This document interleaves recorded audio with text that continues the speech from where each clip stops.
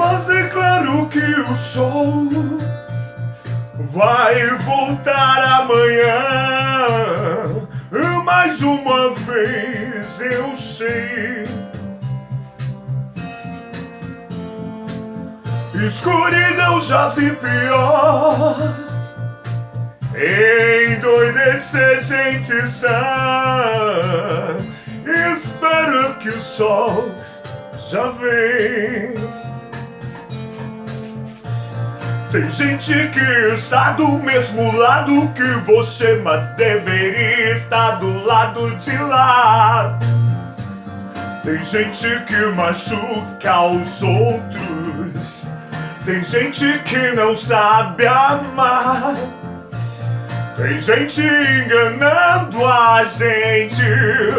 Veja a nossa vida como está. Mas eu sei que um dia a gente aprende.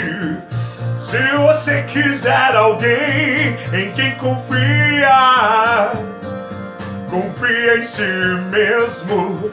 Quem acredita sempre alcançar. Pois é, galera, estamos começando o nosso vídeo de hoje com essa desafinação minha e com essa música inspirada aí no Legião, mais uma vez. E ele revela, eu comecei com ela justamente porque eu percebo que nós estamos nos enganando, né? Que nunca vimos tanta escuridão e esperamos que o sol nasça, sobretudo no nosso contexto político, sobretudo aquilo que está nos anunciando aí diante das próximas eleições presidenciais, que vão ser determinantes para a vida do nosso país. E aí, então, começar um pouco com essa reflexão. De fato, estamos num cenário profundamente escuro mesmo, né? E esperamos que o sol nasça amanhã. Esperamos deixarmos de sermos enganados. Tem gente enganando a gente. Veja a nossa vida como está. E aí parece que quando esses momentos nós experimentamos, nós começamos a achar que algum milagre, algum Messias, literalmente algum Messias vai surgir. E nós sabemos que, com exceção daquilo que se revelou, o Messias cristão, o Cristo, né, os Messias não são muito bem-sucedidos nos seus planos e no seu reino, sobretudo quando o seu reino é o reino de Deus, né? Esse mundo utópico em que tudo se resolverá por problemas, por pouca reflexão e por respostas simples. E é nisso, caros colegas, que eu estou aqui para falar um pouco.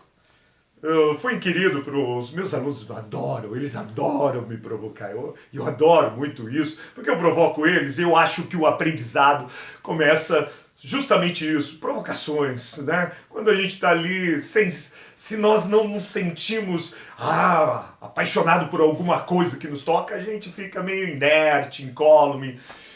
Então, muitos alunos me provocam acerca da figura do caro Bolsonaro. E aqui eu trato ele como caro porque eu acho muito horrível. Por mais que estejamos dentro de uma polarização política, você tratar o sujeito, né? Eu vejo comentários de ambos os lados, o Bolsonaro é um lixo ou o Bolsonaro é um mito. E é nesse momento em que a gente tem que esperar que o sol nasça. É nesse momento de escuridão em que uns usam a ignorância para acharcar os outros, ou tentam romancear a figura de um líder, que a gente tem que pôr o pé no chão e começar a acreditar em nós mesmos. E aí um pouco isso que a música diz, olha, se você quiser alguém em quem confiar, começa a confiar em si. E sobretudo, na sua própria capacidade de pensar.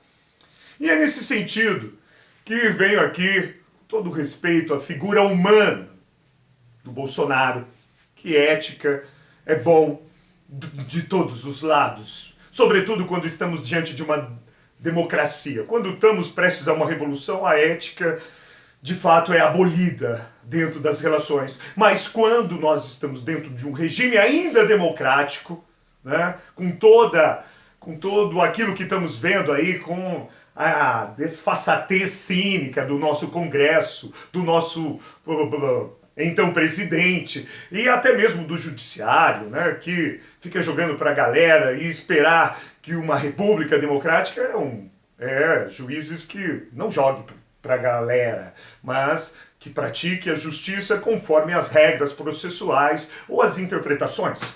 E aí então me chamaram, professor, Bolsonaro, Bolsomito. Eu falei, puxa, ótimo. Bom, então o que o Bolsonaro pode apresentar como solução econômica para o nosso país? Para começar, eu comecei a ver alguns vídeos dele e comecei a perceber que ele, depois de 26 anos ou mais como deputado ou como político, ele não estudou o Brasil. Lamentavelmente, ele poderia ter usado esse tempo. Ele muitas vezes se esconde nessa ideia, puxa, os presidentes, pois é, mas os presidentes militares não eram deputados, não passaram 26 anos como deputados, sendo pagos pelo Estado.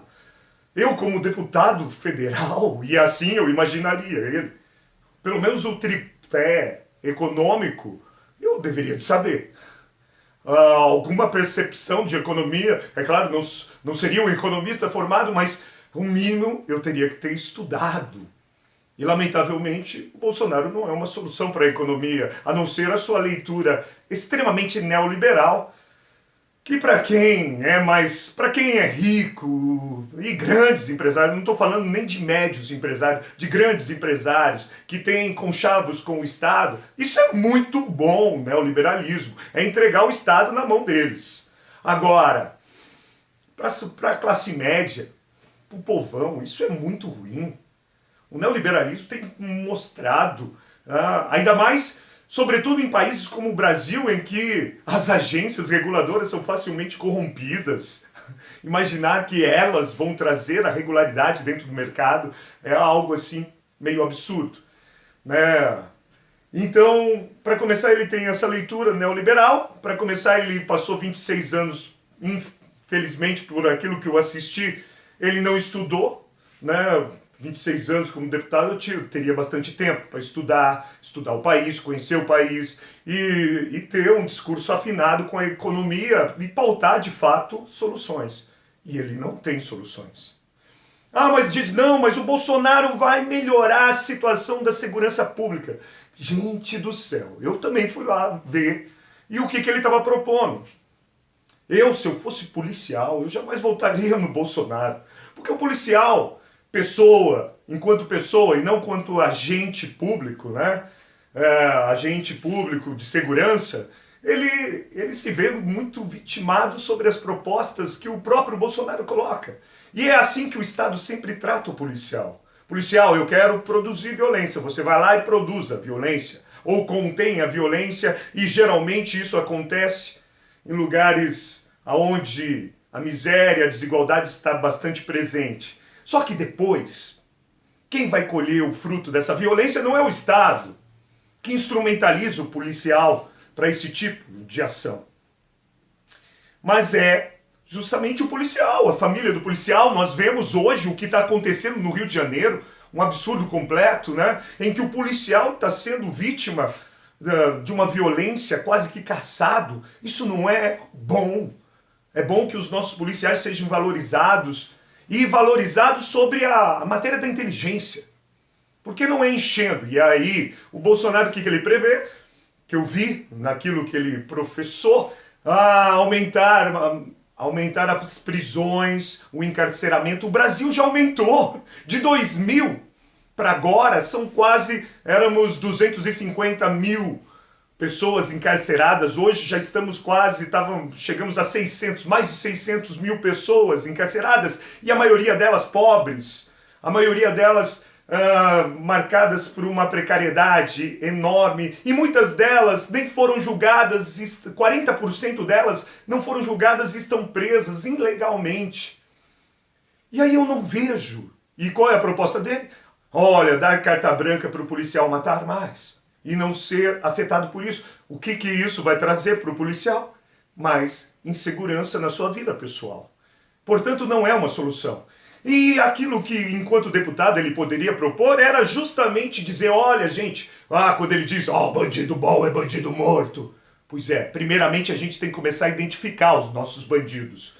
Porque um dos crimes que mais nos afetam é o crime contra a vida, que atingiu aí já os seus 60 mil pessoas assassinadas, parece que no ano passado. Mas qual é o grande problema disso? O grande problema não é a violência. Não é a violência que a polícia tem que emitir, talvez isso gere mais violência ainda. Mas é a inteligência da polícia. Nossas polícias civis estão sucateadas. De maneira tal que a solução de crimes contra a vida no Brasil é irrisória, é um absurdo. Ou seja, se o cara não é pego em flagrante, se o cara não há investigação, não há identificação de pessoas que assassinam. Então, isso hoje, eu não vejo ele propor isso. Então ele está querendo nos enganar. Hoje, somente 8%, lá numa taxa já elevada, no máximo 10% dos assassinatos são investigados e você reconhece o bandido. Olha, foi este aqui que matou. A polícia nos apresenta, a partir do processo legal, da investigação, são esses que foram aqueles que assassinaram. Então esses devem ser presos, devem cumprir a sua pena, segundo a justiça do país. Mas eu não vejo ele falando isso, porque esse que é o problema. O problema não é aumentar a violência da polícia, é aumentar a inteligência da polícia, de maneira que ela seja capaz de dizer quem é o bandido. Porque não adianta nada dizer bandido bom, ficar com essas bravatas. Isso aí é aquilo que a música diz, tem gente enganando a gente. Veja a nossa vida como está. E é por isso que eu digo para você, começa a confiar mais em você. Começa a pensar, olha, peraí, se eu tenho dados de que dos assassinatos do Brasil eu só resolvo 8%, ou seja, 90%, 92% estão aí soltos, cometendo crimes impunemente, e eles devem ser identificados, julgados e condenados conforme a justiça, não conforme a minha vingança. Mas isso ele não propõe. Ele está ferrando, ele está acabando com a nossa capacidade de ter inteligência. Portanto, com todo respeito à pessoa ética do Bolsonaro, que não concordo com as posições dele, mas eu venho aqui, vamos ver e vamos começar a acreditar mais na gente. Parar de ir nessa onda das redes sociais, pensar, refletir, fazer críticas à esquerda, críticas à direita. E é assim que nós começamos a imaginar que o sol vai nascer amanhã. Porque senão, amanhã virá mais escuridão. Galera, um abraço para aqueles que acompanham a gente aí seja no YouTube, seja no Face. Confie em si mesmo.